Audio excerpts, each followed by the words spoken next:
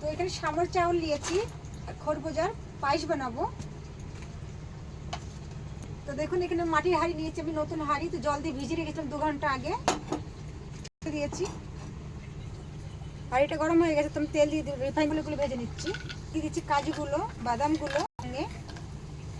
হয়ে গেছে, তুলে নিচ্ছি।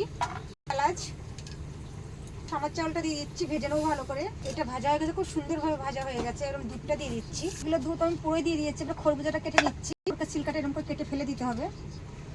আমি ছোট ছোট পিস করে কেটে নেবো। দুধটা ফুটে গেছে, আমি গ্যাসটা কম করে দিয়েছি। দুধটা ফুটে উপরে আসছে, এরকম করলে কিন্তু দুধটা কিন্তু নিচে নেমে যায়। গুঁড়োর চালটা হয়ে গেছে, তো আমি এখনো দিয়ে দিচ্ছি এইগুলো কাটা। এটা হয়ে এসছে, আমি এবারটা দিয়ে দিচ্ছি চিনি, কেন এটা মিষ্টি, তো আমি অল্প চিনি দিচ্ছি এখানে। এটা হয়ে গেছে, খুব সুন্দরভাবে হয়ে গেছে। আমি এগুলো দিয়ে দিচ্ছি, ভেজে রেখে কিশমিশ। এবারে বন্ধ করে দিচ্ছি, হয়ে গেছে। আপনাদের দেখাচ্ছি। তবে তো একরকম খেতে ভালো লাগে না, আপনারা এরকম করে খেয়ে দেখবেন, খুব সুন্দর লাগে খেতে।